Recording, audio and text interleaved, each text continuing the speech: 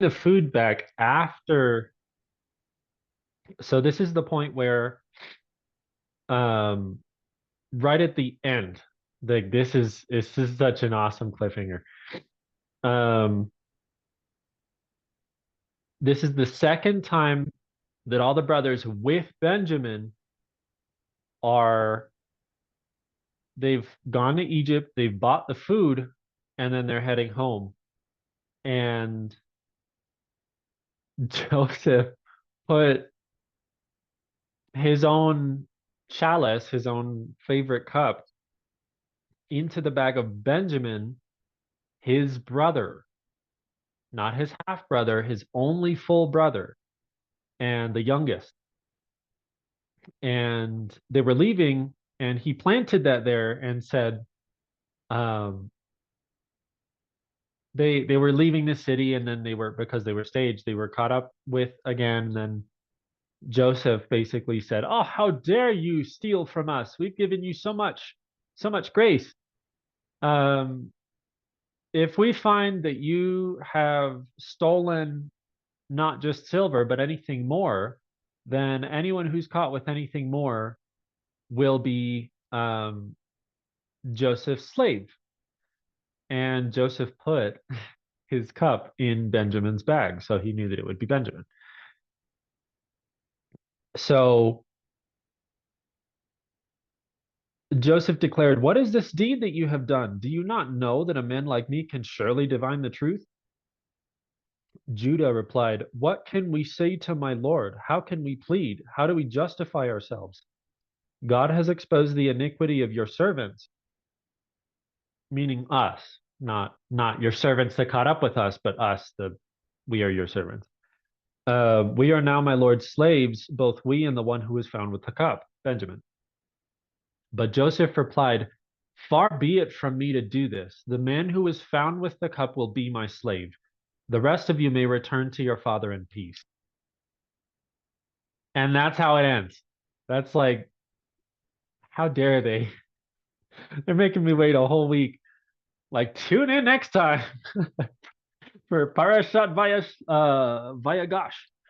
But yeah, Miketz is that's a ride, man. There's so much going on that it goes from, like, last week was everything that had to relate to Joseph being sold into captivity, and then the in his however many years in the prison, probably I think it's something like 14, as it said that he was 30 years old at the time when Pharaoh made him second in command. And let's see. That's actually, I don't want to spend the time looking through it. But um Go ahead. yeah, he was last week was he was in the prison.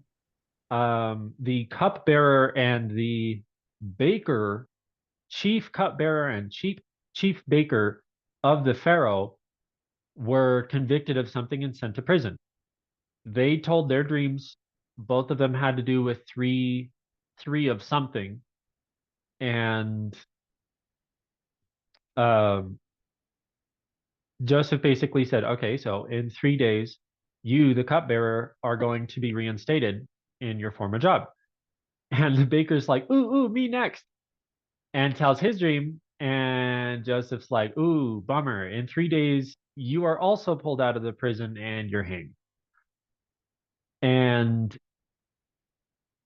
both of them are like, "Whoa, what the heck?" So sure enough, in 3 days, both of the chiefs are pulled out. Surely enough, the cupbearer is reinstated, but he totally forgot about Joseph. And then the baker is hanged. Now, years later, then there's the Pharaoh has his dream. Everyone who fails to interpret it is killed. And then he remembers about Joseph in the prison. And he's like, "Hey, there's this Hebrew boy who I met in the prison who interpreted a dream of mine, and that's really our last chance." And Pharaoh's like, "Then bring him in. Fine." So he gets shaved up and a new set of clothes, and then He interprets the dream, tells him that it's going to be 7 years of abundance and 7 years of famine, and that you need to be very meticulous with your resource management, or else Egypt is going to starve. And Pharaoh's like, well, I see no one else more fit for the job. You do it. And he's like, well, all right, that sounds good. So he was 30 years old at that time. Um, Pharaoh took off his signet ring, put it on Joseph, gave him his gold necklace, and then Was gave he him 30? I thought you his. said he was 30 when he went into jail. No, so he was. He It says that he was 30 when. Let me flip to that. See how quickly I can do that real quick. Joseph was 18 when he When left, he was sold, when he right? was sold. Okay. There's a total of another 18 years from that moment to the time he meets his father again, Okay, let's right? see. Because when he meets Jacob meets Pharaoh, he says, "Long and arduous have been my days," but he was only Yeah. talking about the last 18 years in the absence of his Mm, um, son Joseph. favorite son. Yeah. Um, and Pharaoh declared to Joseph, I am Pharaoh, but without your permission, no one in the land of Egypt shall lift his hand or foot. Pharaoh gave Joseph the name Zaphanath Paneah, and he gave him Asenath, daughter of Potipharah, priest of On, to be his wife. Joseph took charge of all of the land of Egypt. Now Joseph was 30 years old when he entered the service of Pharaoh, king of Egypt. 30 years old. Mm-hmm. That's Okay. at chapter 41, verse 46.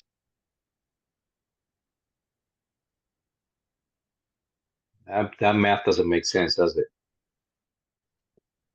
Well, it could make sense I, because I'm just saying from the time that he meets. So that means that 8 years pass uh-huh, from the time that he enters, if my numbers are correct, because there have to been 7 years of good before the 7 years of bad begin.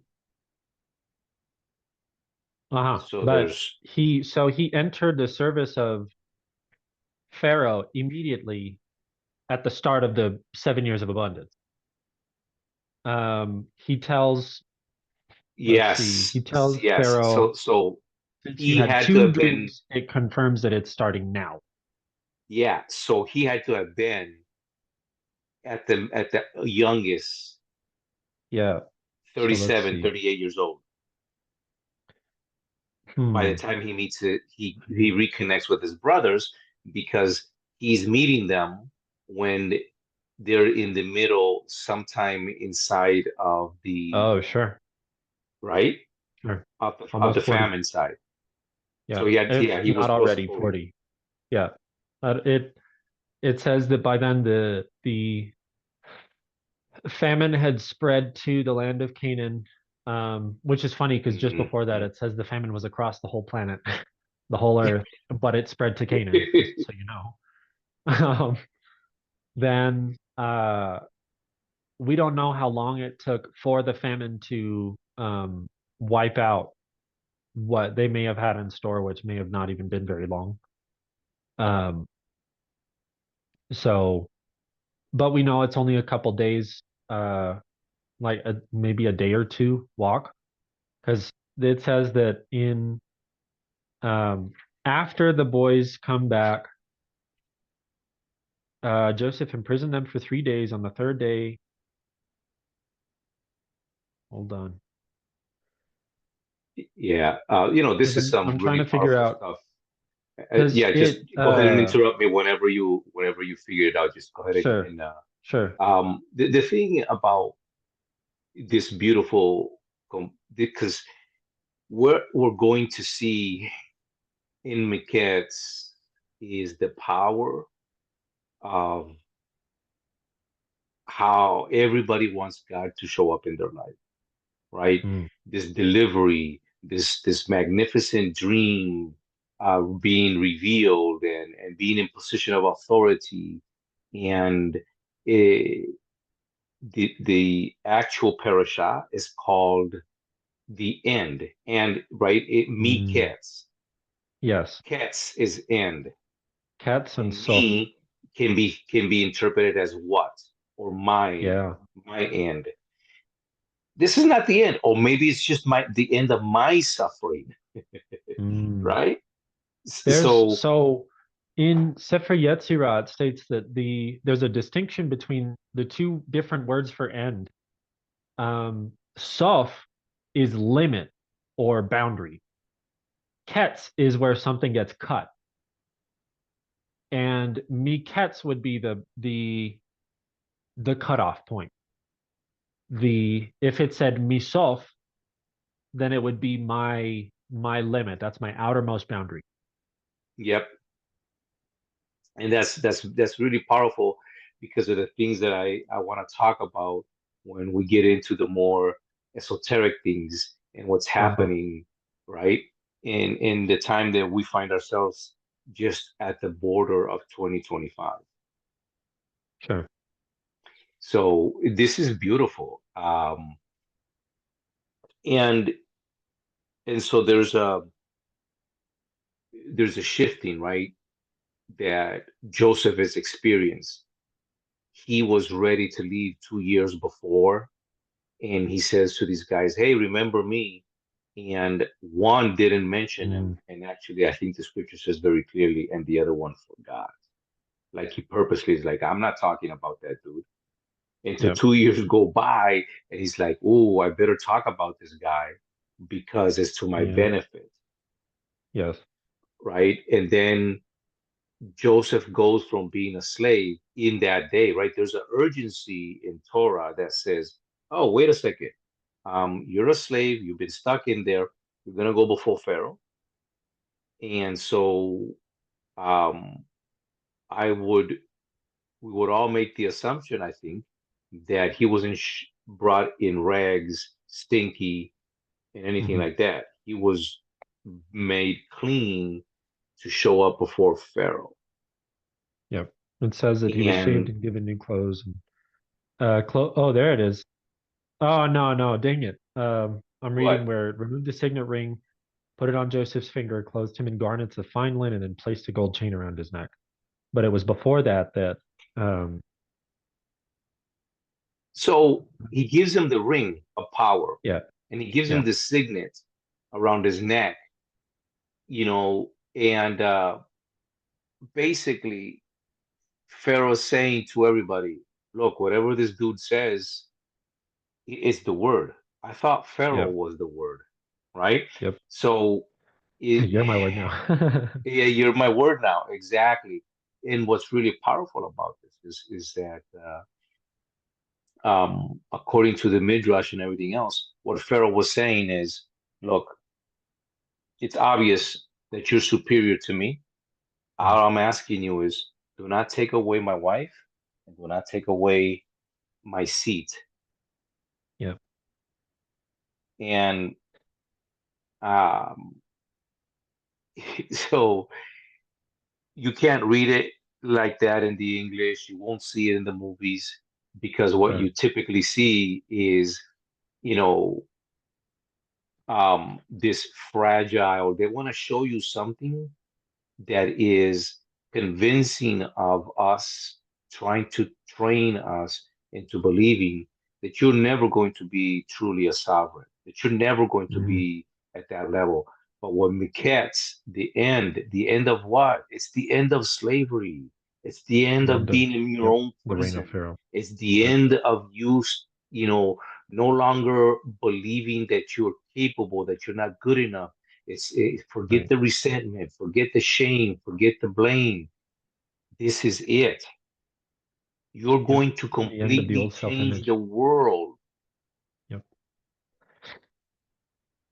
Then Pharaoh So, said to Joseph, since God has made all this known to you, there is no one as discerning and wise as you.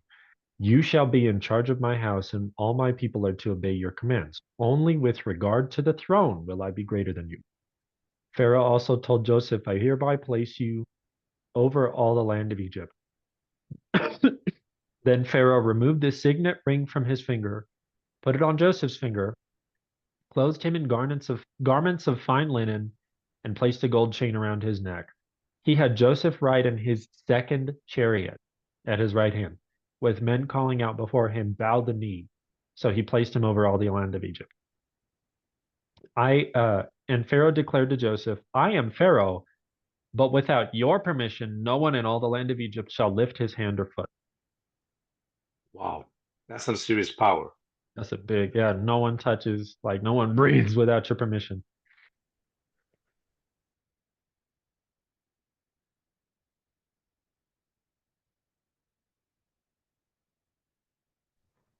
Testing. Can you hear me okay? Yeah, yeah, yeah. Okay, beautiful.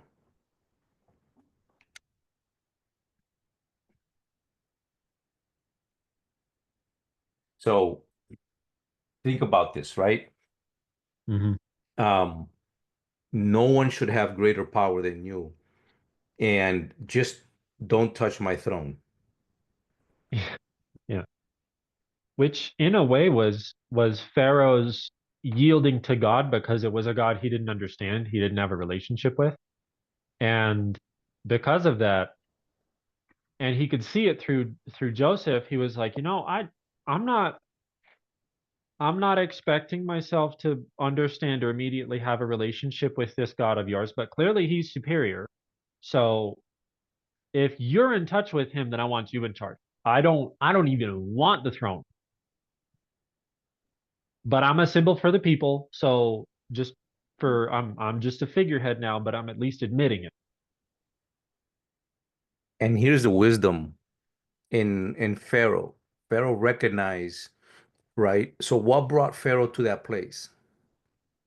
What brings His Pharaoh to dream. that place is he reaches, if we could say it this way, his self, right? Mm, yeah, the end Um, of my wit.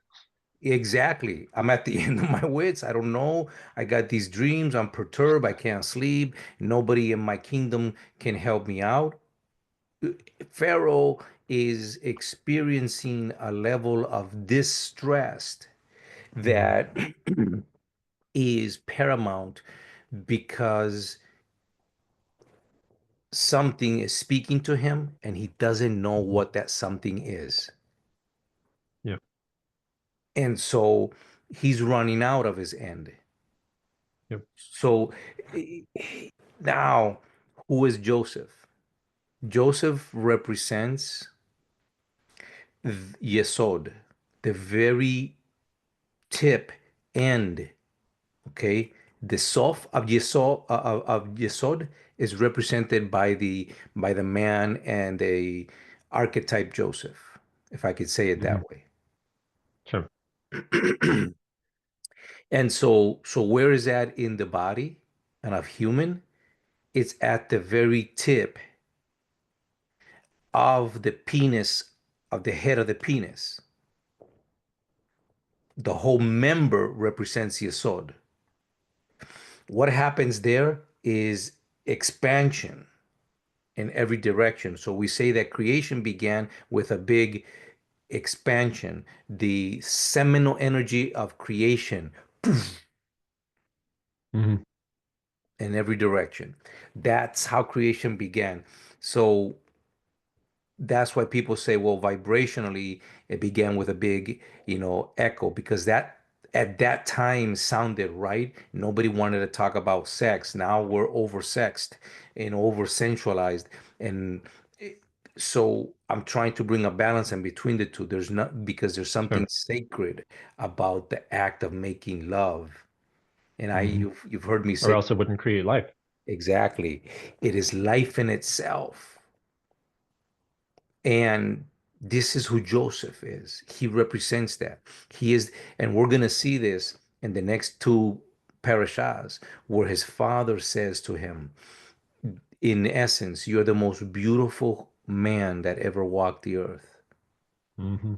And women will run just to see you. And why is that Yeah. important? It's because when When the thing is reversed, that's when evil reigns. What's the thing that is reversed I'm talking about? When we look at a woman and we worship her as if she is the very essence of deity, then we get our minds mixed up. We get our Mm. soul crossed and out of calibration. How, right? So you're like this one. I think it's in Ezekiel. It says, "How could the clay say to the maker, 'How have you made me so?'" What is the power of the clay to even question Hmm. the capacity of creation, right? Yep. So the clay is the vessel. And what it's saying is, as a vessel, you have no right. You don't even have to question the shape that you have. Yep. And that's what the female energy represents, the Mm. container, the vessel, where The clay. man represents the very essence of creation. Hmm. And you see how we That's have it right. Yeah. reversed in our Yep. world? Well, why would Yep. we have it reversed? Because if you can reverse inside the mind of a creator who the creator is, he becomes a slave and not the creator. Hmm. And And look at how that manifests in terms of on a microcosm, on a single person level, the subconscious habit holding mind is the faithful servant, and our rational thinking mind is the master. So if we're living like that on a communal or societal level, that explains why we're also living like that on a personal level, just subject to what the body wants. It has nothing to do with what's actually in your best interest.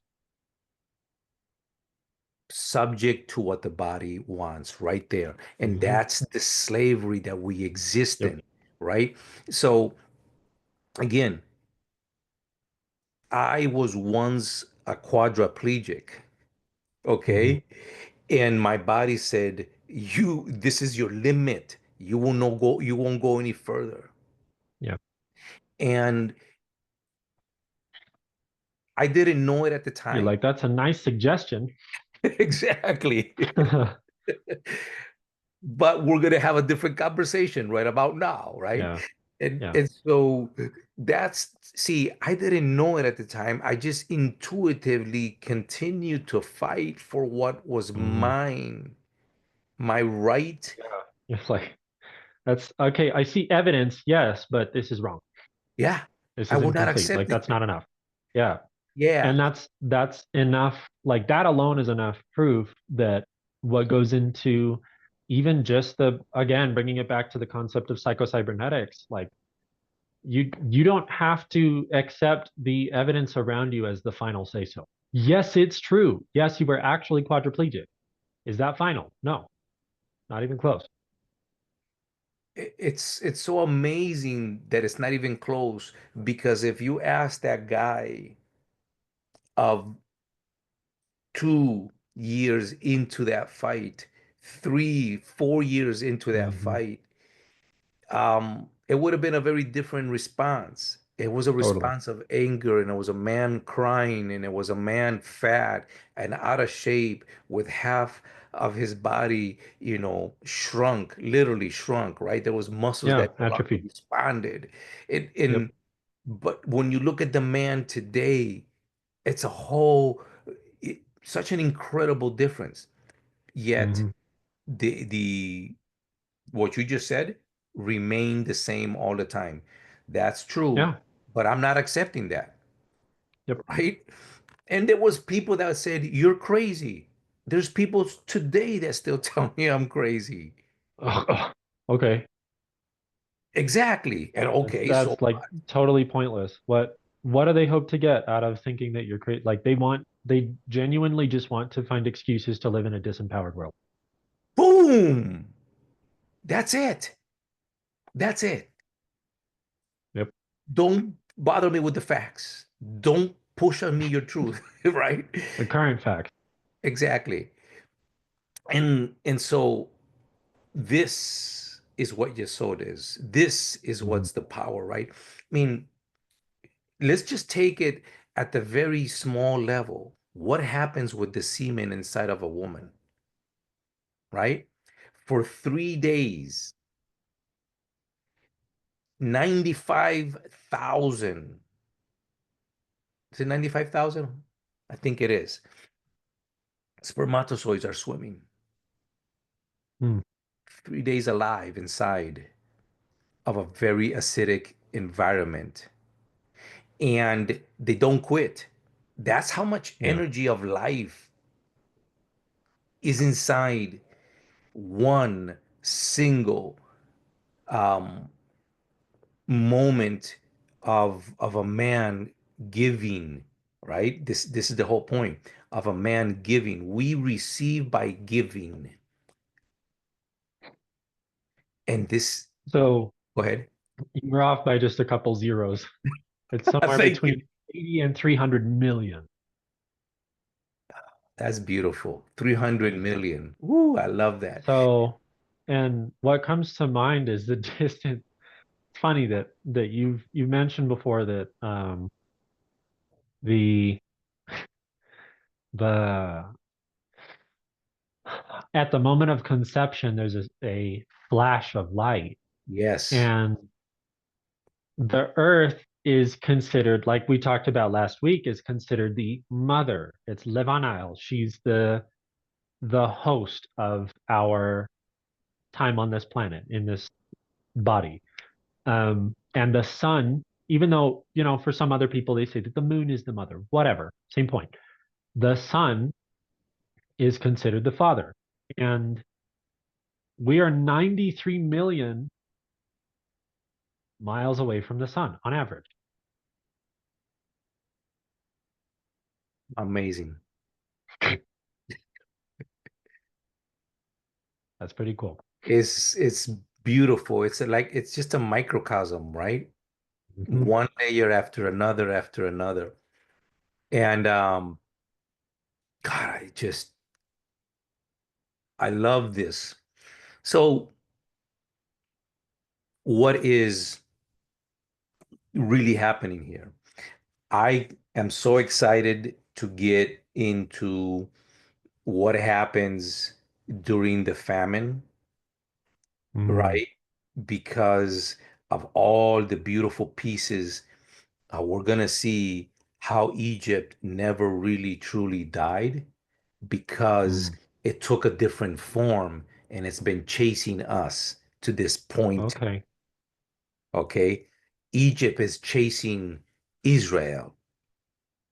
Okay.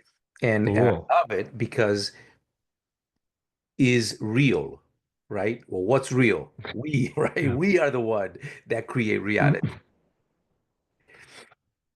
As Uh, a side note, real quick, I find it frustrating that throughout these portions, it flips back and forth in saying Jacob or Israel.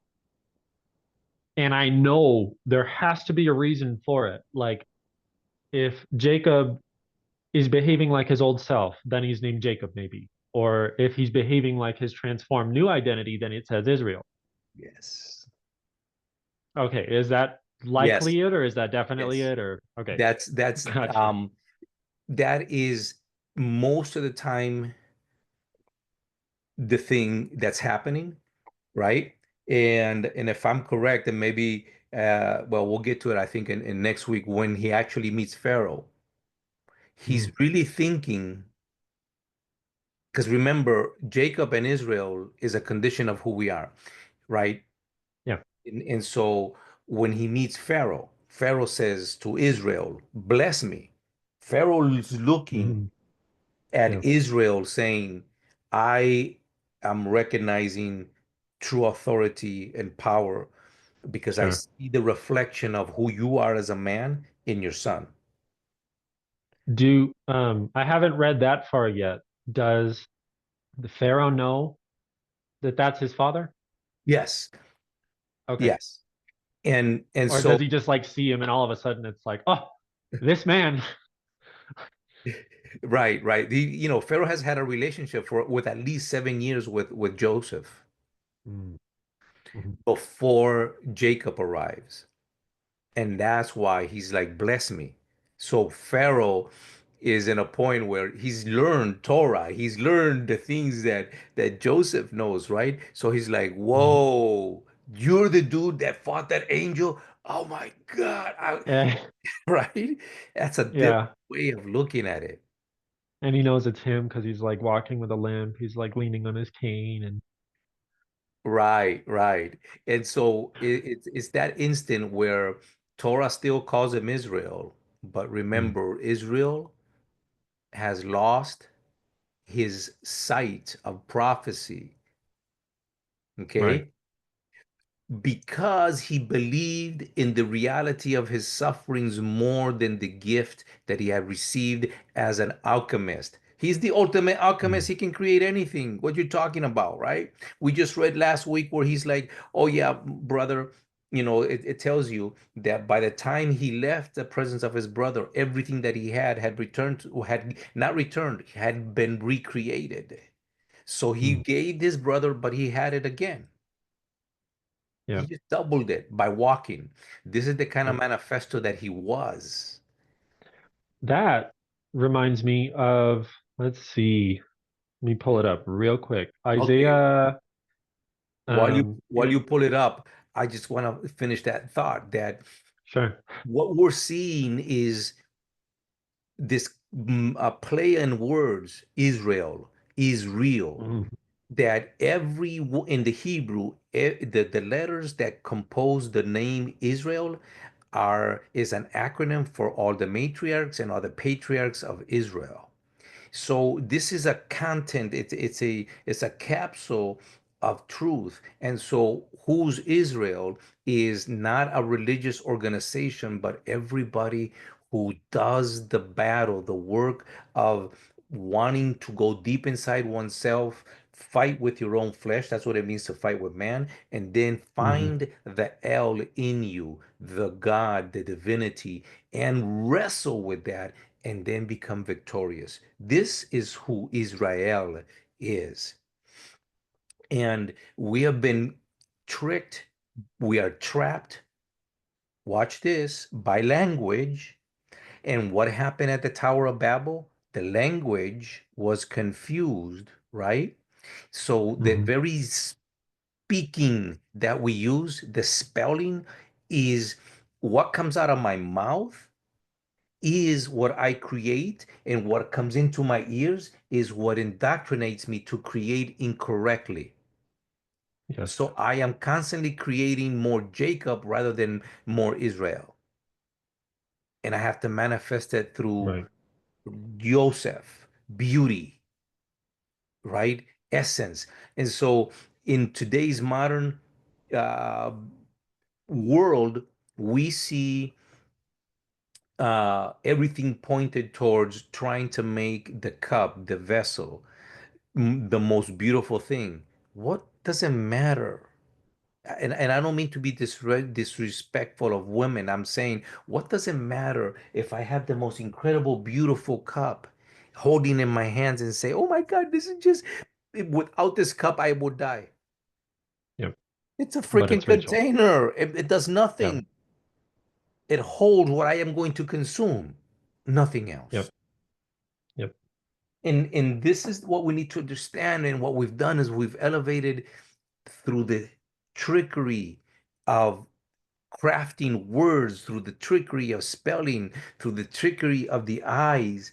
We have been twisted into this belief of who you are as a man, a creator, the magnificence that brings the essence of life into existence.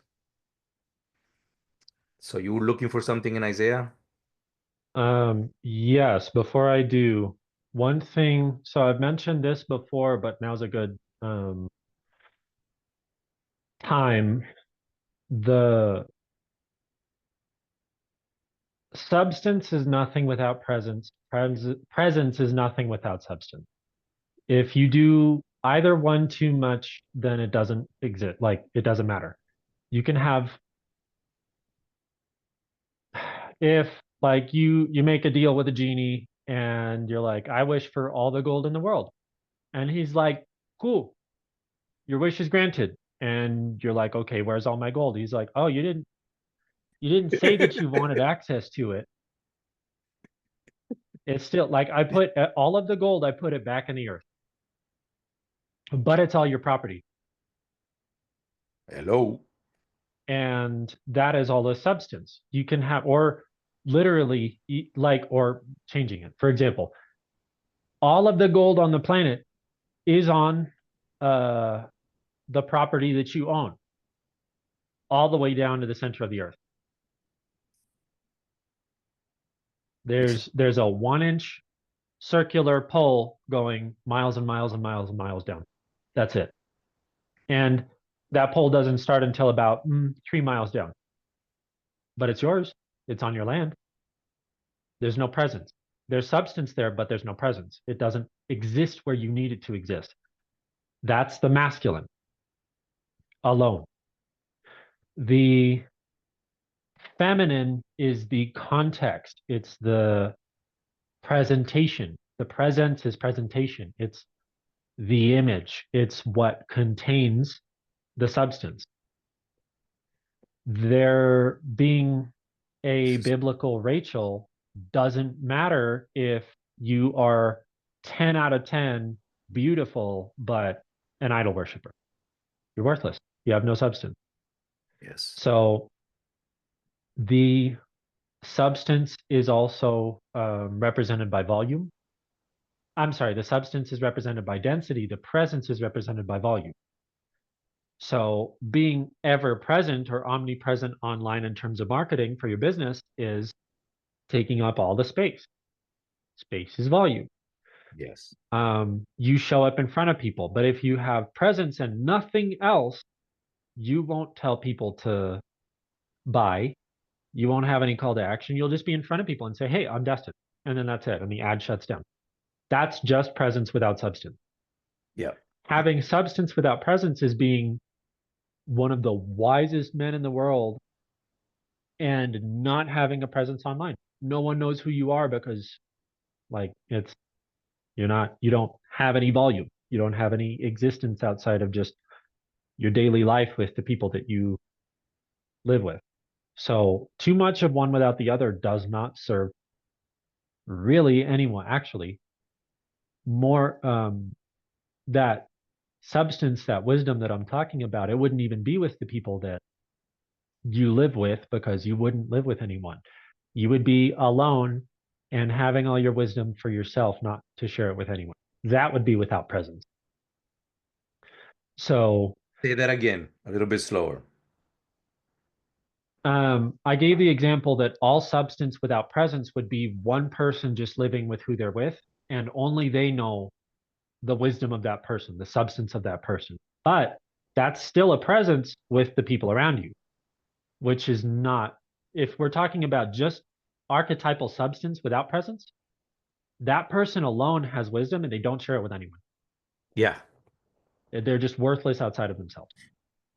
Or they don't have, for whatever reason, you could be full of wisdom, but if you don't have where the medium Mm, to express it, yes, it's the same as yes, not having it. yes. So you could Perhaps even worse than not having having it, because now you're full of it, but you can't project it, right?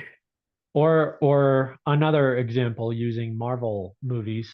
Deadpool is substance without any presence. He's got perfect health. You literally cannot kill him. He's got perfect health and he's hideous. No one wants to see him. He's in perfect health. He can live to probably hundreds of years. He's not going to die of old age. He's not going to die of any natural disasters. He's not going to die of disease. He's not going to die. He's got perfect health, but he can't share it. There's no and he's hideous. He's hideously ugly. What's the point of being in perfect shape if you've got so much clothes on that you look like a bowling ball? Yeah. And then on the total opposite with just presence, if you look fantastic but it's all Botox. You're not healthy. You're probably going to die in a month. Yep. It's just you've got plastic running through your veins. Like you're just disgusting. Like everything about your body, your appearance is disgusting, except for the fact that it looks good. You're like perfect Barbie, but you're a terrible person. You're not kind to anyone. You don't have any wisdom. So, and I know by now I've already over explained it, but the Oh no, feminine principle is just add present. this to that. You're What's up? beautiful, you all of that, but the one thing is you lack the capacity to take on personal responsibility. That makes you Oh, ugly. yeah. That's a huge example of not having any substance. So, the when we look at people who are worth being with, high value people, they have a lot of both. You don't expect them, you don't expect to have a wife that's 10 out of 10. No one does. You don't expect to have someone who's a saint or perfectly well self-developed. No one does because you don't expect that of yourself either. You could be really hard on yourself, but you're not stupid. You know that you're not perfect. So you could be in great shape. You could be in improving shape, like I am, for example. I've got a decent physique. I'm not muscular, but I've got like zero fat. Yeah. My cardio is decent. I'm decently strong for a decent length of time. I know I'm not necessarily unhealthy, but I am underweight. I could be a lot better. And spiritually, I'm still growing. I'm still improving. There's a lot of stuff that I've still got to work on. I'm 27. There, like Enoch was what, 600 years old before he was taken? No, 365 before he was taken. 300 years. And he was 65 years old before he had a relationship with God. He had 300 years. Okay, let's not go that far, or let's just say, let's look at it from a different perspective. Look at Sure. look at Moses. Moses had to experience three lives Mm, mm, in the multiples of yeah. 40. And the Yeah. first one was the most warrior type, Wow. right? It is the power of man of exercising his will. But then Yeah. the second one was the one where he needed to learn to connect to God, and he was not Yeah. even ready to be a leader into his third and last trimester, if you will, of Yeah. of 40, Yeah. That's crazy. isn't it? I didn't even think of it like that, but yeah. I knew that he was older. I knew that he was not a child when he left Egypt. I know that he was a shepherd for 40 years. But I didn't think of it as three different lifetimes of 40. Mm-hmm. Mm-hmm. That is really cool. Huh. Um, yeah, that's really cool. So the presence, the presence is there to complement the substance. The substance is there to complement the presence. The female, you can't just say woman because there's so many masculine women. Um, the feminine principle is presence and it craves to be filled with real substance and to present and express real substance. Yes. And then real substance as a man, a masculine man, not a feminine weakling, um, craves to have presence expressed through a woman. So when men act feminine, they are not improving their presence, they are dwindling their substance. And when women act masculine, they are not improving their substance, they are dwindling their presence. Beautiful. You can learn, as a man, you can learn traits of femininity, but they are to balance and ground your masculinity, not to euthanize it. There is no powerful androgyny, There isn't. There isn't. Not in this dimension. not Okay. in any dimension. The polarity of Charge only flows through 2 points, charge and discharge. The Yes. movement is what? That current is the power. Right. If both are the same charge, there's no discharge, there's no movement. No. If they're equal So, forces, there is yeah. no exchange. If there's no exchange, it's only potential. If there's only potential, there's no life. Hmm. Okay. Life only happens in exchange. Only happens in exchange. All of it happens in exchange. And So, when you think about this, what is the things mhm, that make a woman feel like attracted to a man is his power to give, right? mhm. His Specifically stability, to her, his groundedness. Yeah. his groundedness and his capacity of creation, Hmm. right? His certainty. That capacity for creation is reflected in your certainty, your Yeah. competence to get done what you said you would get done. Your word And is law. exactly, the word is law, and that is the act of a king, of a sovereign, and Hmm. that turns on any woman. And I'm going to tell you, and listen to the way I say it, any woman of any age, even a little girl will look at a well comfortable man who's well grounded, and she'll go, wow. Hmm. She looks at him with big old eyes and like, I don't know what I'm looking at, but that's whatever that is, that's cool, Yep. Yep. right? And an old woman The will get excited to be around the presence of such a man that she's like, oh yeah, my God, yeah, she's you are flattered. Yeah. she just melts in the presence Hmm. of such a being. There was, of all the things I saw this, the first time I saw this was on a t-shirt at Walmart, which is kind of insulting, but Yeah, of all there places. it said, um, it basically, I don't remember the exact phrasing, but it said, I'm a father. What that means is my daughter's first love and my son's first hero Mm, or role model. Like yeah. that. Oof. Ooh, wow. When you're an example of that masculinity, it shows.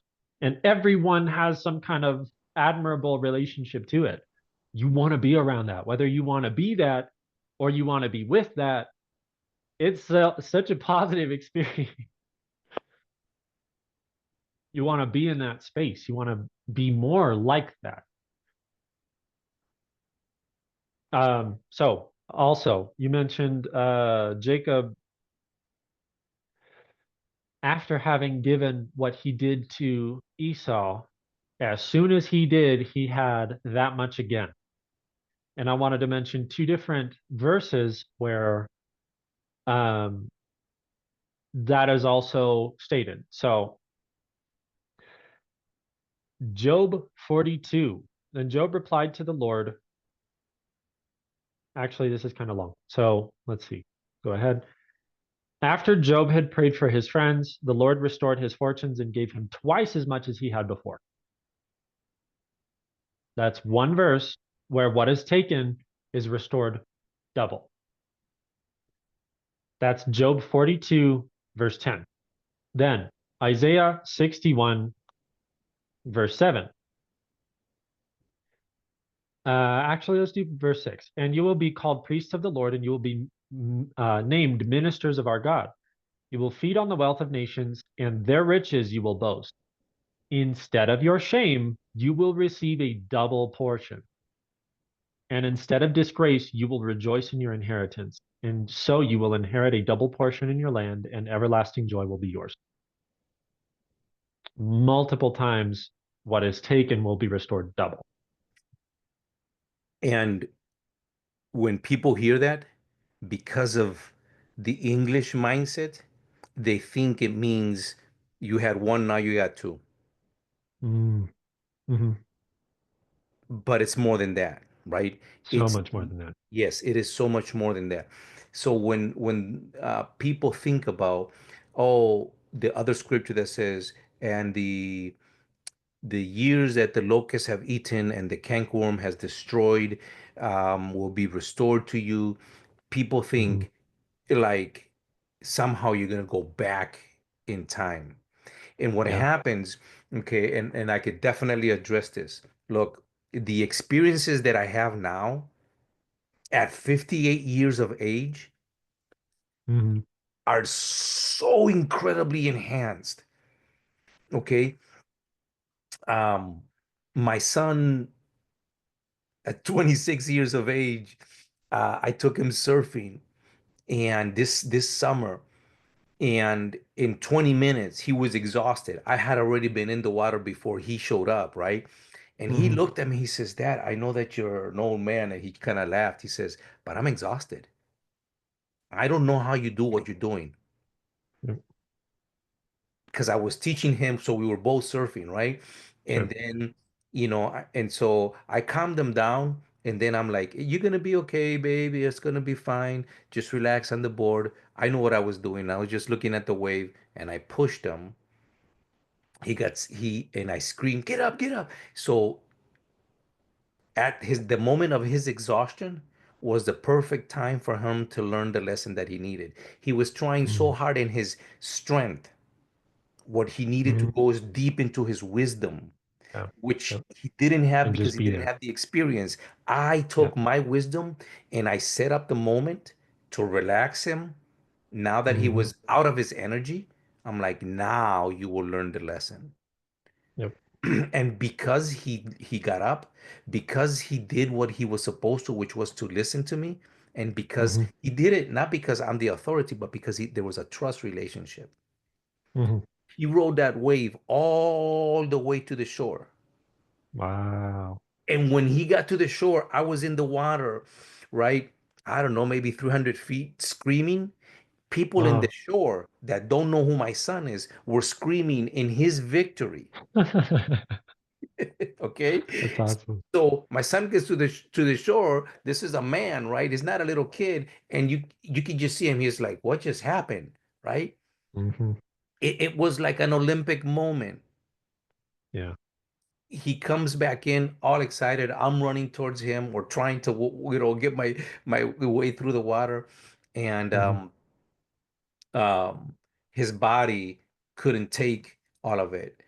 And he's so we took a moment. So now like maybe 10 minutes are going by, and I'm like, man, just enjoy the moment. And he says, Dad, I just want to tell you that I'm feeling some kind of way. I'm sick. And I said, just go. He says, is it okay if I throw up? I'm like, You're in the water."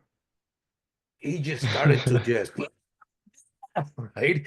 He threw up. You Yeah. know why? Because his body was not ready for that level of energy and Mm-hmm. excitement. So, Mm-hmm. look, what I'm getting at here is there is a restoration that takes place inside, um, that there's this not an energy that comes from the body. It's not physical. There's an energy that comes from somewhere else, okay? Because Hmm. I barely eat. Um, Not because I'm trying to keep a figure. It's just that I'm not hungry, right? Um, and in that day, I was in the water in shorts and he had a wetsuit, and I'm telling you, my energy level was way up here. Hmm. The doubling is that you move into a new octave of existence. Hmm. That's the whole point. I said all of that just to get to that point. All right, go ahead. Yes. It's like you're doubling your own capacity. You're doubling who you used to be. And like the years that are taken, you get double, not just double the years, but double the fulfillment in those taken years that you otherwise would have had. Um, the doubling is on like every level, which is in heaven's math is more like an exponent. Yes, yes, it is an exponent. Right, right, right, right. Absolutely. So, um,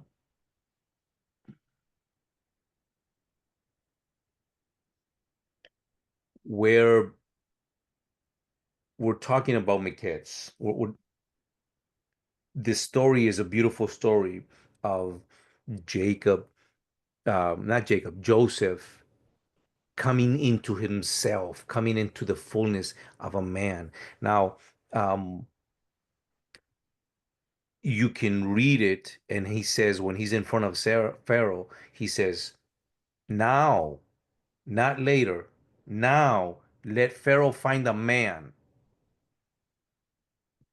capable of doing the work. So he Mm, interprets the dream. Pharaoh twists the dream just in case.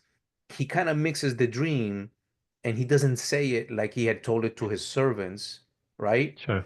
And Joseph's like, dude, it's all the one dream. Don't worry about that, right? Yeah. Yep. And but Joseph didn't say, place me in that position. He made Pharaoh, while Pharaoh was in his own authority, he says, Yeah. Yeah. I suggest that you take care of this business now Hmm. and that you find a man capable because you're not capable of that. Right? That's basically Russell Brunson. Like, I'm not saying you got to use ClickFunnels, but if you're a business owner, I suggest you use funnels. Like a funnel is the answer to your problems, and obviously he's the only funnel provider. So it's like, I'm not saying you got to use ClickFunnels, but But if you really want to win, yeah, yep. and that's it right there. And he sells Uh, you on the process versus the specific choice for the way the process has to happen, like the specific outcome. He just tells you, well, if this is what you want, then you got to follow this particular process. And Joseph's in Joseph's example, it was you need someone who's good at this. And Pharaoh's like, I'm looking at you, kid, looking at you, punk. I see no one else around me that's able to hold this conversation. And between you and me, I see no one else but you. Mm, yep. And this is where preparation is essential. Nobody wants to go there. Okay. We um, are sometimes victims of our own making. Okay. So think about it this way. I tell somebody, I can help you with that. Hmm. I can make your body respond to you every day like the most awesome slave. I can help you get the level of energy that you want, and so that you're not always staying stuck with having to eat. I can show you how to gain power and strength from fasting. I can also tell you that with just these few exercises in your life, you could have the body that you always wanted, which is, forget about, not forget, just park for a moment your physique, but Hmm. the response that you want, which is when you need the energy, the body will give it to you instead of fighting you. Hmm. Okay. At whatever age you're at, I can show you how you can stay in tune with the rhythms of life in your body because you know what? How long it took me? 25 years to get there. I can Yep. show you how you can take every one of your emotions and ground them so they don't twist and affect you in a negative way. Yep. And it's like people are like, well, that sounds too good to be true. So by default, you're saying only evil is true? Yeah, I was as a response to that, what I'm glad this is recorded. As a response to that, what comes to mind is it is too good to be true for your current level, and that's why you need it. Like One more time. if it's too good to be true for you, that's all the more reason that if it's true, you need to take it seriously because you need it more than anyone. It's there's a book actually I suggested it to you. I forgot I mentioned it. It's a book on how to write books. It's called So Good They Call You a Fake. And I know this guy you goes brought that up. over this guy goes over how like the introduction of the book is how flattering it is to be called a fake. because if you look at it from the other people's point of view, they are in disbelief. Now, if you're actually a fake, then that's not good. But if you're genuine about what you do and your results speak for themselves and people think that it's fake, oh man, that reminds me of a clip from Iron Man. Tony Stark built the arc reactor in a cave with a bunch of scraps. And the scientist is like, I'm not Tony Stark. That's it. That was so good that they call you a fake. That's Yeah, so good. They think it must be some kind of alien technology. correct. Correct. And the softer form of that is you can do it, Destin. I don't know if I can, Sure, sure. right?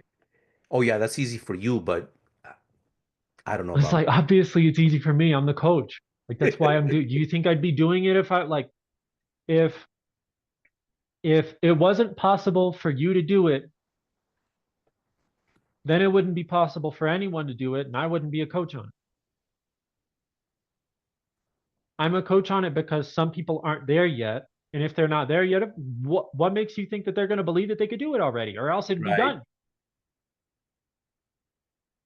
What good is that? Like I'm over here explaining to people the map of the mind, and they're like, I didn't know that this existed. I know that. Like I can show you how this works. I can lay the whole map out. I'm the navigator. And when people see that they're better at navigation, now that they've been guided by the navigator, you're like, oh my God, it's real. Yes, that's what I told you. It's not fake. I've had these experiences like that. Like when I work with horses. eh, Okay. Mm. Um, so I've heard so many good things about experiences with horses. it's It's just such just a magical. Yeah, it it's so really cool. Anyway, is. continue. It is so magical, you know. I look at the person that I'm training. They're the horse owner. I'm like, look at what the Hmm. horse is doing right now. Okay. They're like, what? I said, the horse is chewing and the ears are slightly turned. One is towards me, and I'm giving all these details. I said, look at the way the body position. And so I say, all of these things are happening to the horse in a communication with me. And they're like, I had no idea.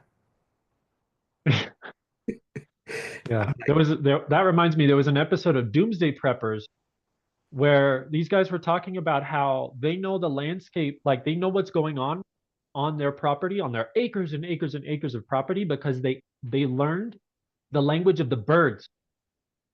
They listened to the whistles and the tweets. They've taught themselves how to listen to what's actually going on. And if they can do that, that it's no wonder that the Native Americans were so like in touch with the land. But like, oh my God, that is so cool. If you can just that alone, just the birds, listening to the birds, you know what's going on the like that's your internet. look, that's even Torah or the Zohar says that the birds are the ones that bring you all they know everything. Hmm. Okay. So Yep. it's amazing that that's even in a show and it's something that Mm, has been written long, yeah. long time ago. Low technology. We think that our technology, I love the way you said it. That's our internet. Hmm. That I man, I've gotten so much value from the learning about the four elements in regard to the four primary archetypes because the air is information. Air is this cerebral, it's the thinking. It's the you don't think ideas, you catch ideas. Yes. And we the communicate our speaking travels through the air. Yes. I don't have to go like get all up on your ear and like Right. make contact. for it to travel. And the that just shows that that's the so in the whole archetypes thing, that would be the archetype of the magician. That's the thoughts, and it's ethereal. It's like that the thought can be here one moment and gone the next. Wind changes direction. And the the way that even just in symbols like incense, like burning incense as a representation for prayers going up to heaven.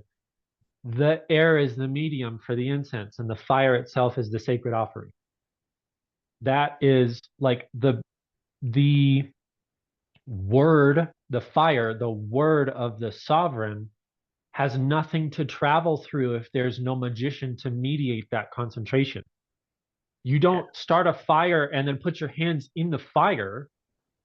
You've got to take a step back. You've got to figure out what level to dilute the concentration of the sovereign presence.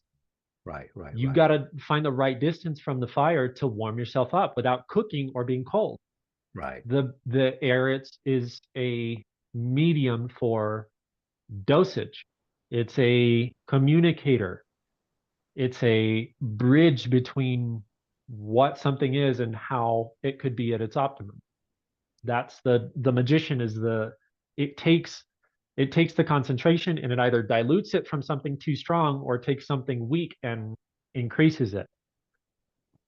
I love I love how our conversations go because as you're saying it, what's going in my mind is coming back to this concept of the essence and presence and the relationship between a man and a woman. If we could fully understand what this Mm, means on a spiritual sense, we would eliminate religion forever.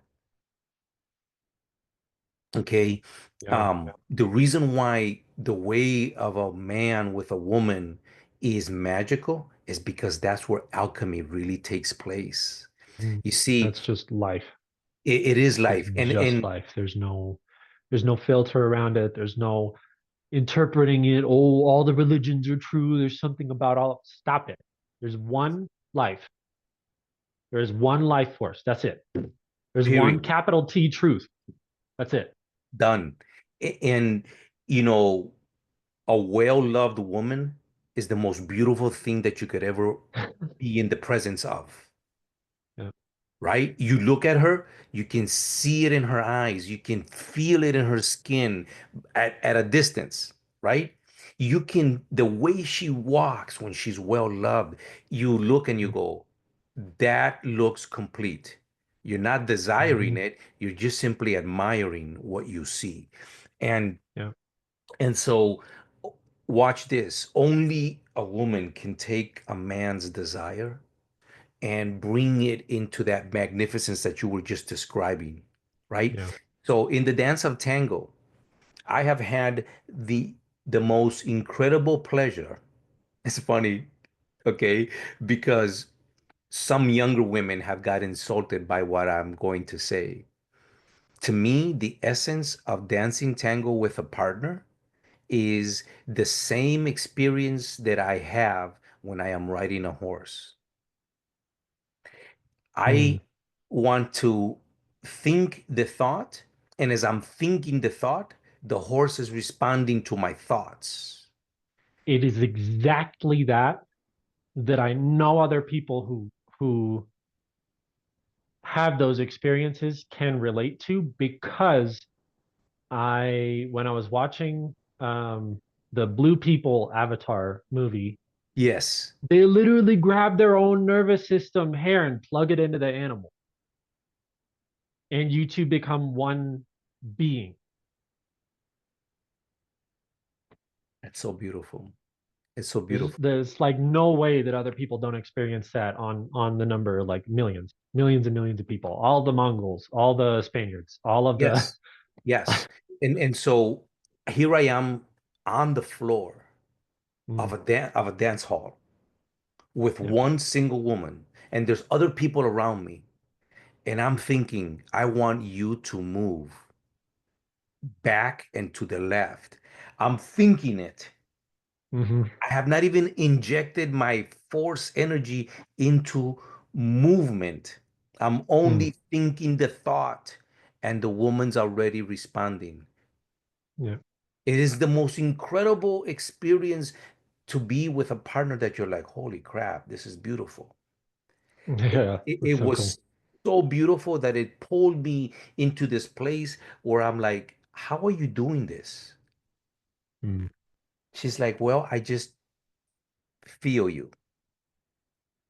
Crazy. That's it. That's so cool. And then there's moments when she gets so full of what she's feeling that she gets to embellish, is the word that we use. An embellishment in tango is where she takes what she received and she adds to it Hmm. her sensuality, her beauty, Yeah. how she's feeling, right? So Yes. she's not just taking what she feels, she's taking it and enhancing it to feel more upon the feeling that she just felt. Yes. So there are there's that, and then an additional two layers that I want to illustrate. So I don't have the tree of life drawing; it's downstairs. But there's Chesed on the right, Gibura on the left. The um, center point of those two combined is Tiferet, which is beauty in the center pillar. There is the Tiferet of her taking the impulse, combining it with her receiving faculty, and then expressing it in a way that is better than both of those things individually. Yeah. Mm. That's the Tiferet in the woman. There is a Tiferet in the man where he takes her receptivity and his givingness is amplified in a way that it couldn't do alone. Yes. Those are two healthy people in a relationship, and there is a Tiferet between them, an axis between them, which is the Tiferet of both combined. Yes. The Tiferet of both Tiferets,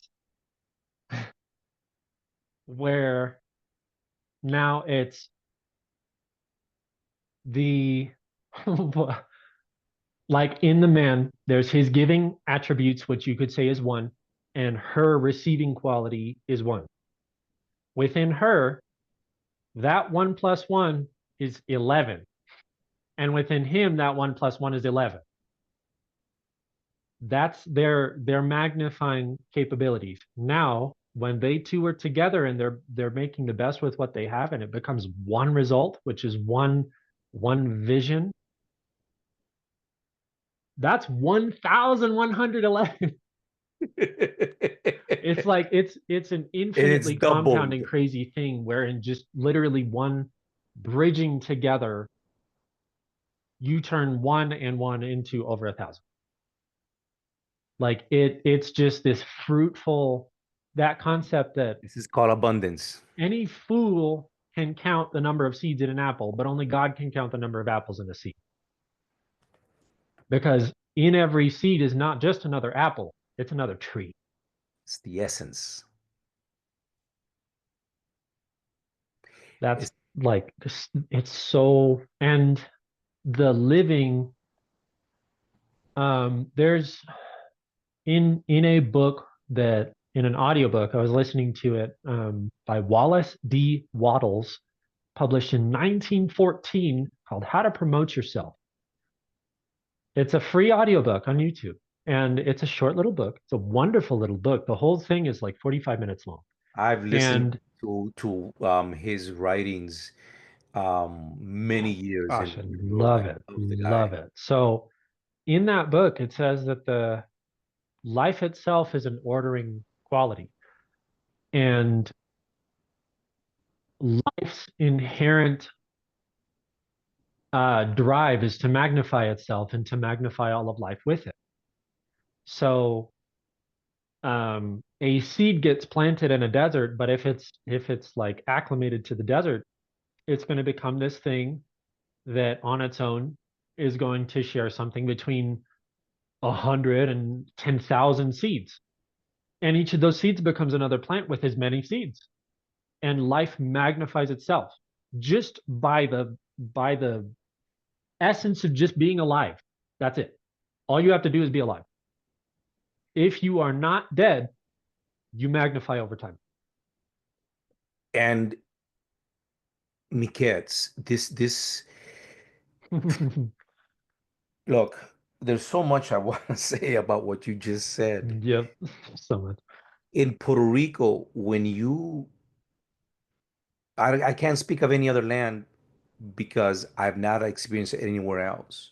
But what's Mm. magnificent about this place that in the Spanish is titled Rich Port, as in a portal, Mhm. if you drop a seed, it literally begins to grow. The place is so full of life. Mm. The day when the hurricane came through in 2017 and wiped out, and Puerto Rico looked like winter in Wisconsin, okay? Oh, All the trees, all the leaves were gone. All of them began to produce two crops of fruits, all at the same time. wow. Wow. Okay, they produced leaves, they produced a crop, finished, and immediately did a second time, and then now Wow. they fell into their own rhythm because in Puerto Rico you could go all year round and you get different kinds of fruits throughout the year. Okay, Hmm. so that's what abundance looks like. At your worst moment in me kids, at the last minute where you think it's over for you, you're just at the very beginning of a brand new expansion of life. And it's only your thinking that makes you get trapped into that prison. It is said in the Midrash that the reason why Joseph was punished for 2 more years is because he trusted on man to help him. Well, shoot, if you Mm. look, if you're not able to manifest it, it's got to be through relationships because it was through a Wow. relationship. Something hit you want to share? I posted on Threads this morning. Oh my God, this is beautiful. Okay, let me get to it. Okay, Give me a second. so you get what I'm saying here, right? This is um your capacity to take your passion and your love and just Hmm. express it without fear that somebody is going to misjudge who you and what you say. That is Wow. the magic of creation. Go ahead. Are you faithless? Anyone can ask for God's provision, but do you also ask to be kept away from the provision of man? Mm, Yesterday morning in my prayer and meditation, I was shown that the provision of the Lord very often means your own business, not a job. Obviously, most people, at least currently, are not open to the idea of having a business. But as we get back to the basics, as we learn that we are the most healthy and fulfilled as Renaissance men and women, doesn't it make the most sense to fill the primary reward system in our lives with something that prompts continual self awareness, development, and skill acquisition? Does a cushy job really offer the visceral self sacrifice that starting a business does? How else are we to demonstrate to God and ourselves that we'll take action on His word if we're too afraid to get rich on the path to serving people better than you did when someone else owned you?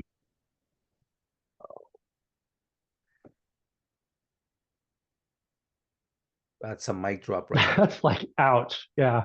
That's a mic drop right That's there. because that's a note to myself too, because I'm still struggling here and there for sure. Read the last two sentences again. Sure. How else are we to demonstrate to God and ourselves Stop. that we will take action on His word? Okay. To demonstrate to God and ourselves, you cannot demonstrate nothing to God until you realize that the whole thing about being a mystic versus in religion says God's over there. Mysticism says God is in here, me. Hmm. Yep. The kingdom Okay. is within you and without you. Yes, keep going. If we're too afraid to get rich on the path to serving people better than you did when someone else owned you. Ooh. So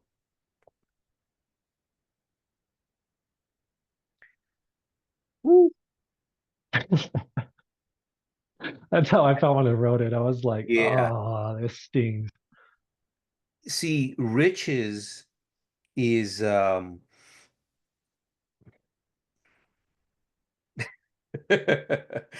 right, my turn. All right. To be secure every day, understanding, I wrote this last night, I think it was, what wealth Mm, truly is, which is different from riches, to knowing and learning how to create your own instruments, right? Instruments of wealth. To creating your own wealth will get to where you get to write and create value. That's right. It's make your own money. Okay. So there's riches, which is crypto, fiat, and the yeah. dark web. Those are riches, but wealth creation Mm. is on the other side of riches.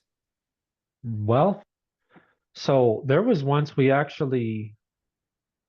of expanded on that in one of our episodes, and it just reminded me that what is a shadow? A shadow is the void of something cast by light on that thing's substance in a lower dimension. I know that's like it's super convoluted. I didn't that's not verbatim. Um so if I exist in 3 dimensions, light hits me, my shadow is my shape in a lower dimension, in 2 dimensions. Hmm. And it exactly represents the void of that light. The not well, I guess not the void of that light, but the existence of that light. It implies the existence of light hitting a thing that exists. So riches are the lower dimensional attribute of wealth. Light hits wealth, and the shadow it casts is money. Yes. Yes. Money is the side effect of wealth, but it's a very small side effect. It's a It's not very worth anything on its own. right. If you try and generate a shadow without having the substance of the thing, you're not going to get anywhere. Right. Right. And abundance and wealth are closely related, but they're not the same Mm, thing, right? yes. So what's cool about what you just said is this is the last piece that I wrote, and I was Mm, talking about riches. That is not mhm, wealth. Wealth begets health, and health begets more energy. All of life is nothing but energy and mm, vibration, even communication as a part of your own elevation, right? The power to create, it sounds so simple, but it is in the power and with the intonation and the meaning that you give your words. mm. These are the seeds of life. Yeah. Um, any closing thoughts on Miquettes? Because you've been killing it right there, bro. Just thank you. Um, the that reminds me of the podcast episode I related on. I've mentioned it once before, but because it's been a while now, the what makes the word of the sovereign turn into substance is the fact that the sovereign does not mind that he is speaking into the void. Yeah, I remember that was a beautiful part, right? We talked about that. It's Hmm. only when you speak into the void that the void responds with an echo. Yeah, and it's when you don't even care. It's like I if you're afraid of the void staying void and not returning to you, then it'll do exactly that because that's what you're expecting. Then you speak with fear, and the fear is what diminishes the word that you've spoken. Yes. Yes. And then there's people sitting there going, okay, well, how do I get rid of the fear? Speak into the void. Speak into the void. And Just stop. Allow yourself to not care about whether or not it's going to work, and yeah, then do it anyway. yeah, That will absolutely. be your evidence. Uh, yes. So I'll give a very practical example. Mm-hmm. You have to practice like my parrot, my African Gary used to do. He would kind of put his wing like this, right? Mm-hmm. Almost covering his face, and then he would turn his beak and he would talk into himself. And um, I looked it up, and people said that they practice before they speak out loud. Wow, I didn't know that. They have self-esteem issues. Oh yeah. Oh my God. That's This bird was crazy. so cool. I have stories upon stories and stories of this bird. I can entertain a crowd for hours just talking about this one bird in my life. He's just an Yeah, amazing little creature. that's Um cool. and it's just too bad that he moved on. Um Mm-hmm. and so the point I'm making is that you have to practice, okay? Uh, I had a dream that in 2017 when I was in Israel just hit me really hard, and I kept it quiet and to myself, and I would only share it to very few people. But in the beginning of 2024, I said I will speak it out loud to people and I would continue to talk about it. And in my Mm-hmm. practice, practicing speaking it, trying it out, it began to take shape. It began to Mm-hmm. mold itself. And the dream took energy. And then one day, not too long ago, just a few weeks ago, I haven't talked to a friend in a while who's gone through an incredible amount of bad situations Mm-hmm. personally and some big losses. And so he said, hey, let's go out to eat. I went out to eat with him. And in front of me, something's manifesting. And what is manifesting is a seat, a expense paid travel to go to a seminar called Personal Mastery. Mm-hmm. I didn't do nothing. I just sat there and I just said, yeah, sure, that sounds good. Yeah. Oh, Yeah. Yeah. right. And all of it manifested in front of me. Then Wow. I go to it, and from the moment that I arrived to the moment that I left, there was nothing but incredible conversations and Mm-hmm. manifestation. And then I Mm-hmm. dared to speak to the group of more than 18 people, right? There was 18 participants plus the Mm-hmm. staff. And when I shared that dream, I had molded that dream into something much bigger that I was able to share with the whole crowd. And everybody was able to go, oh, I want to be a part of that. Yeah. I don't know how, but I want to be a part of it, right? And then you and I recorded a podcast, was it 2 days ago, um, Mm-hmm. talking about the same thing and how the attraction that you got involved in it and you started to speak about, you took it and you Yeah. created something that was beautiful, and Nikki was talking about it too, and how she could just see everybody wants to be a part of it. This is what a new creation Yep. is. We are all part of that. This is Yep. what the energy of Mekets bring to this week, is there to speak all of your dream. Mm-hmm.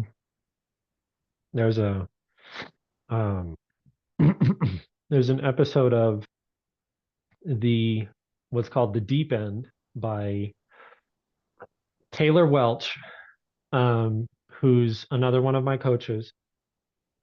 He has this episode talking about King Solomon and how King Solomon basically he had taken the wisdom of Kabbalah and turned it into witchcraft. And he because there was a point at which he was coerced and persuaded to offer a child sacrifice to Mm. one of these other false gods. And he said, and I felt the spirit of the Lord left me at once. And at that point, he was scrambling for the rest of his life to um, to use the wisdom that he was given in service of protecting himself from demons, because now God would just hands off. And anyway, in that episode, um, this guy, Dr. Michael Coccini, says that there's there's a story of oh no, I can't remember his name. He was one of those dictators. He was a Italian. He was an Italian dictator. Dang it. Okay. Yeah, yeah, yeah, yeah. Um, I see his face. so so they were at a some kind of big supper. It was like a victory bash that they were all having. And this private, Mussolini. Mussolini, this private comes up to him and has the chutzpah to come up and say, "Hey, I request that you give me the ownership rights to one of the islands that we just captured." And everyone was just looking like there's no way that this guy just asked that, because this like those people, if you said something wrong, they were the kind of people that just like Killed take you. you out back and shoot you in the head. Yeah. So there was silence, and then Mussolini just nodded and took the paper and signed it off. And everyone was like, their What minds just were happened? blown, and they were like, why did you do it? Why? How does that even make sense? And Mussolini said he honored me with the magnitude of his request. Wow. And we failed to do that when we asked God for what it is that we could otherwise be doing. And Oh my God, we bro. look at Joseph. Joseph has been in prison. He's been sold as a slave. What makes you think he would believe you if you went into the future and told him that, or if you were to go into his future, come back into the past and tell him you are going to be second to only Pharaoh? He'd have been like, I'm in prison. What are you talking about? I'm a quadriplegic. I'm not gonna believe you. What are Yeah. you talking about? Like, this is stupid. And but he never disbelieved it. Now, I guess no one ever gave him the opportunity to disbelieve it, but or to confess. No one ever gave him the opportunity to confess that he would have disbelieved it. Yeah. Um, and it was just throughout so many different parts of the Bible, people are God is honored by the magnitude of people's requests for him. And that there are some people that they live in that every day. That's just their state of being. And they don't necessarily feel like they have to document it, because it's like, why should I have to if it's all in the Bible anyway?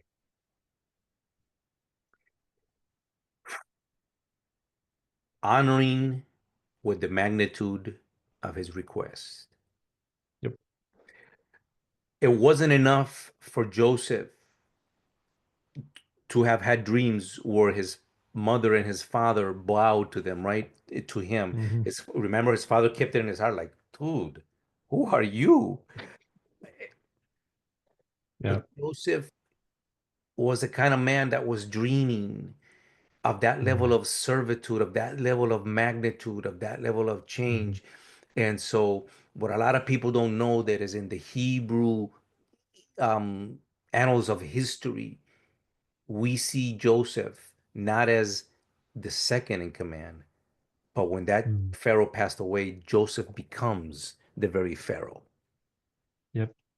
And so, what's really magnificent about this story is that people will have a hard time wrapping their minds around a few things, but when Moses came, remember Joseph said, "Bury, bring my bones with you." Mm, Moses goes to the river. In the story of Joseph and Pharaoh, it says that he had these dreams that he was standing on top of the river. Pharaoh, okay. right? And so now it's Moses, hundreds of years later, I think 130 years later, Moses stands there and he speaks to the river in a Hebrew format, and he commands Joseph to arise and come up and above the river. And so the Mm, remains of Joseph come to Moses, and then Moses takes them and carries them off into the promised land. wow. And it's just, I'm about to start crying just thinking about the events of these things happening like that, right? Yeah. And there's so much depth in this story because you have to go deep inside to the Hebrew to understand that the word for bones and the word for tree are very similar by one letter, and what it means. Oh my God, it just Mm, goes on, and we could go for 2 hours just on that alone. yeah. Why? Because it's the imagery of the richness of honoring God with your request. Stop Hmm. bringing fear before me and speak Yeah. your word with validation. Say to the Most High, I want to create a world where children can come, where these extraterrestrial beings that we call humans can come through purified, perfect, as best crafted portals to receive this new form of light on this earth that we call humans in the most harmonious place, so that the world can benefit from this level of vibration that we have not seen since the time that Joseph walked the earth. I want to create that world. I want to be a part of it. And not only want to be a part of it, I'm asking you to give me everything necessary to create this place in abundance now, not 20 Hmm. years from now, right here, right now.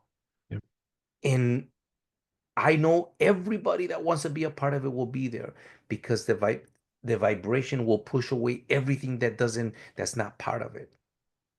Dare to speak to God and to the abyss, to all that is doesn't even look like it. You sound like an insane man when you speak this way. Hmm. That's what speaking into the abyss is. Yeah. Um, Anything else? I believe that's it. We've probably given enough to cap this off 10 times. I think People listening to this, they're like, "Oh my God, there's been like 20 different mic drop moments." yes, we have beaten the darkness back into the bled light. Yeah. And on that, that's a good note to finish on Miquette's. Yes, sir. All good.